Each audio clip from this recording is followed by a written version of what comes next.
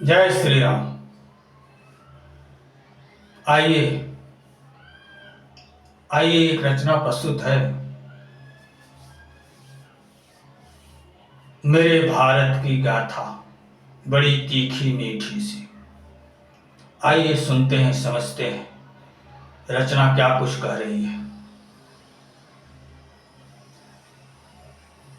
मेरे भारत की गाथा बड़ी तीखी मीठी सी।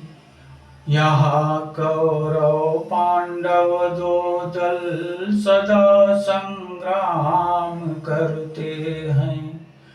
मेरे भारत की गाथा बड़ी तीखी मीठी सी। यहाँ कौरव पांडव दो दल सदा संग्राम करते हैं। एक सज्जन दयालु तो दूसरा खल प्रवृत्ति का। सुधा विष हिंद सिंधु से जन्म बनवाम रहते हैं। मेरे भारत की गाथा, मेरे भारत की गाथा बड़ी तीखी मीठी सी। यहाँ कौरव पांडव दो दल सदा संग्राम करते हैं। एक सज्जन दयालु तो दूसरा खल प्रवृत्ति का। सुधा विष हिंद सिंधु से जन्म बन वाम रहते हैं। मेरे भारत की गाथा, मेरे भारत की गाथा। एक तो राष्ट्र के प्रहरी वतन हित जान देते हैं। एक तो राष्ट्र के प्रहरी वतन हित जान देते हैं। अगर सीमा दिखे कायर झपट हर प्राण लेते हैं। त्याग बर सर्वस खड़े सीमा, त्याग सर्वस खड़े सीमा। सजग हरयाम रहते हैं। मेरे भारत की गाथा, मेरे भारत की गाथा बड़ी तीखी मीठी सी। यहाँ कौरव पांडव दो दल सदा संग्राम करते हैं। एक सज्जन दयालु तो दूसरा दुष्ट वृत्ति का। एक सज्जन दयालु तो दूसरा खल प्रवृत्ति का। सुधा विष हिंद सिंधु से जन्म बन वाम रहते हैं। जन्म बन वाम रहते हैं। दूज कर्तव्य से कायर मलाई खाकर जीते हैं। दूज कर्तव्य से कायर मलाई खाकर जीते हैं। क्रूर कपटी कलह प्रेमी खून अपनों का पीते हैं। पराये की गुलामी में शानपन धार कर जीते। बड़े बेशर्म प्रकृति के देश बदनाम करते हैं। देश बदनाम करते हैं। मेरे भारत की गाथा बड़ी तीखी मीठी सी। यहाँ कौरव पांडव दो दल सदा संग्राम करते हैं। एक सज्जन दयालु तो दूसरा खल प्रवृत्ति का। सुधा विष हिंद सिंधु से जन्म बन वाम रहते हैं, जन्म बन वाम रहते हैं। मेरे भारत की गाथा, मेरे भारत की गाथा। के हरी हिंद के अद्भुत कदम जब भी बढ़ाते हैं, काल विकराल बन के वो शत्रु से ना ढहाते हैं। पराक्रम से भरा हर पल हिंद सेनानी का हर दल, वीर गति नाम कर अपने न फिर विश्राम करते हैं, न फिर विश्राम करते हैं। मेरे भारत की गाथा बड़ी तीखी मीठी सी, यहाँ कौरव पांडव दो दल सदा संग्राम करते हैं। एक सज्जन दयालु तो दूसरा खल प्रवृत्ति का, सुधा विष हिंद सिंधु से जन्म बन वाम रहते हैं, जन्म बन वाम रहते हैं। मेरे भारत की गाथा, मेरे भारत की गाथा।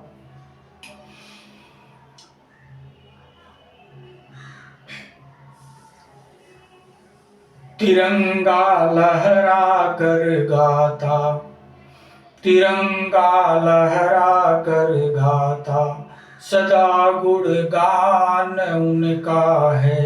कफन बन जाता खुद उनका, रहा सम्मान जिनका है। जवानी धन्य जग उनकी, बहाए खून मामिन जो, अश्रु श्रद्धांजलि पाकर जो गमन सुरधाम करते हैं।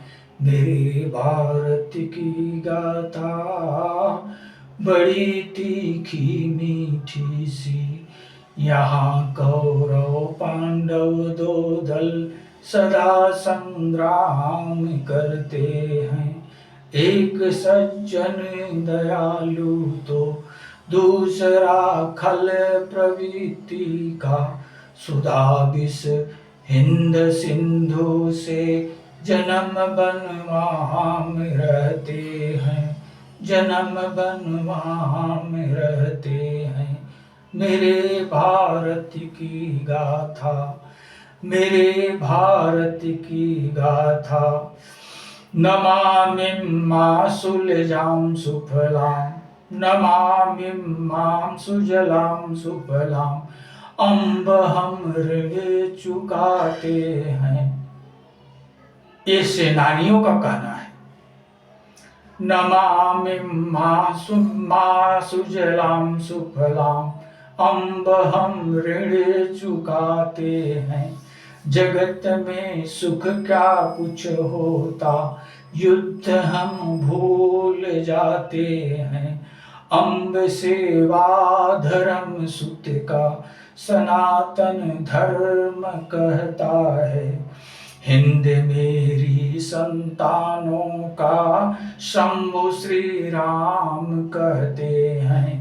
मेरे भारत की गाथा बड़ी तीखी मीठी सी, यहाँ कौरव पांडव दो दल सदा संग्राम करते हैं। एक सज्जन दयालु तो दूसरा खल प्रवृत्ति का, सुधा विष हिंद सिंधु से जन्म बन वाम रहते हैं, जन्म बन वाम रहते हैं। ये रचना क्या कुछ कह रही है, आप लोग स्वयं प्रबुद्ध हो। इसमें खल और सज्जन दो का वर्णन है, जो दोनों भारतवर्ष की ही संतान है। इसी समुद्र से विष भी निकला है और इसी समुद्र से सुधा भी निकला हुआ है। तो इसी भारतवर्ष में सज्जन भी रहते हैं और इसी भारतवर्ष में दुर्जन भी रहते हैं। दुर्जन जो हैं वो विष के समान है और जो सज्जन हैं वो अमृत के समान है। जो पांडव प्रवृत्ति को धारण करके जीविकोपार्जन करते हैं वो सज्जन समाज से है, किंतु जो दुर्योधन की प्रवृत्ति को धारण करके जीविकोपार्जन करते हैं वो निसंदेह खल प्रवृत्ति के। तो जिस राष्ट्र में दुष्टों की अधिकता हो जाती है वो राष्ट्र पतनोन्मुख हो जाता है, और जिस राष्ट्र में सज्जनों की अधिकता हो जाती है, जो समाज, जो राष्ट्र प्रबुद्ध होता है, सभ्य होता है, सुसंस्कृत होता है, सज्जन होता है, वही राष्ट्र विकास करता है और वही राष्ट्र सुख समृद्धि को प्राप्त करता है। तो इस रचना का यही कहना है कि लोग स्वयं को पढ़ें, स्वयं को जानें, स्वयं को समझें। क्या वो कहीं खल प्रवृत्ति को धारण करके तो नहीं जीविकोपार्जन कर रहे हैं? अगर ऐसा कर रहे हैं तो उन्हें स्वयं में सुधार लाना चाहिए, सज्जनता के मार्ग को अपनाना चाहिए, अपने जीविकोपार्जन को करते हुए इस मानव जीवन के परम लक्ष्य को प्राप्त करने का प्रयास करना चाहिए। दुष्टता तो एक पशुता है, नासमझी है, एक स्वयं की कमी है। तो जो लोग अपनी राह से भटके हुए हैं, जो राह अपना करके जिन कुबुचारियों के बीच में फंसे हुए हैं, स्वयं को छुड़ा करके वो धीरे धीरे सज्जन बनने का प्रयास करें। और जो हमारे राष्ट्र में सज्जन समाज है उसको सत सत नमन बंदन है, क्योंकि वही हमारे राष्ट्र का गौरव है, वही हमारे राष्ट्र का भविष्य है। सज्जनों के ही हाथ में राष्ट्र सुरक्षित रह सकता है। तो सबके सहयोग से राष्ट्र का विकास होना संभव है। अगर लोग दुर्योधन की वृत्ति को धारण करके अधर्म अनीति को अपना करके अगर राष्ट्र में उपद्रव करेंगे, अशांति करेंगे, तो वो स्वयं का ही अहित करेंगे। स्वयं के राष्ट्र का अहित ही हर नागरिक का अहित है। ये सोच करके हर नागरिक को चलना चाहिए। प्रत्येक नागरिक का एक कर्तव्य है कि अपने राष्ट्र के मान सम्मान के लिए अगर आवश्यकता पड़ती है तो उसके लिए स्वयं को मिटा देना श्रेयस्कर समझे। किसी तरह लोभ मोह स्वार्थ के भाव में फंस करके राष्ट्र को ब्लैकमेल करके स्वयं का हित न चाहे, क्योंकि स्वार्थ भाव में ही विनाश छिपा हुआ होता है और परमार्थ भाव में ही सबसे बड़ा स्वार्थ छिपा हुआ होता है।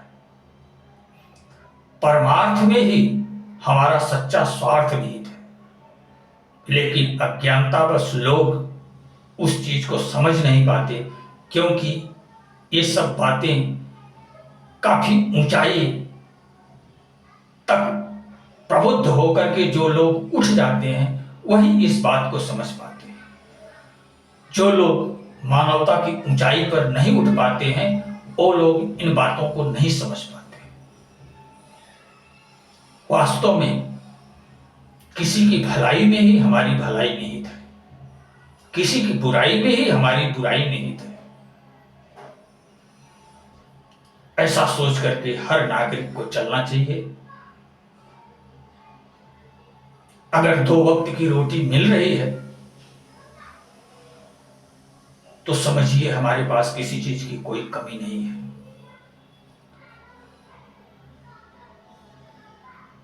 हम दिनहीन दशा में ही रह लेंगे यदि हमारा राष्ट्र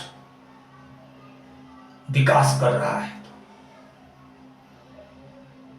ऐसी मानसिकता, ऐसी भावना रख करके जीना सच्ची मानवता कहलाती है।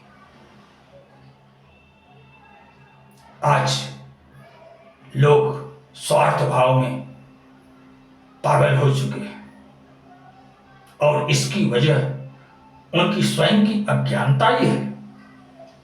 लोग ऐसा अज्ञानतावश कर रहे हैं। किसी के साथ ये धन दौलत नहीं जाएगा, सब कुछ यहीं छूट जाएगा। साथ जाएगा तो आपका कर्म जाएगा, आपका किया गया परमार्थ साथ जाएगा, आपका पुण्य जाएगा, आपकी सच्ची मानवता साथ जाएगी। एक अधर्म और अनीति तो आपको अधःगर्त में ढकेल के गिरा देगी। आज जिस मानव तन को प्राप्त करके इस तरह का अधर्म अनीति अपनाए हो, करोड़ों वर्ष इस मानव तन तक भी नहीं आ पाओगे। प्रकृति की इतनी सुदृढ़ व्यवस्था है कि जो अधर्म अनीति करके आज अपने जीविकोपार्जन को कर रहे हैं वो करोड़ों वर्ष के लिए अधः योनियों में फेंक दिए जाएंगे। और मानव योनि तक पहुंचने में उनको करोड़ों वर्ष व्यतीत हो जाएगा। तो ये सब आध्यात्मिक रहस्य को ध्यान में रखते हुए अपने जीवन को एक सभ्य तरीके से चलाओ, सज्जनता को धारण करो, मानवता को धारण करके जीविकोपार्जन करो। यही हमारा आप लोगों से हार्दिक निवेदन है। और इसी के साथ अब मैं अपनी वाणी को विराम देना चाहूँ। जय श्री राम।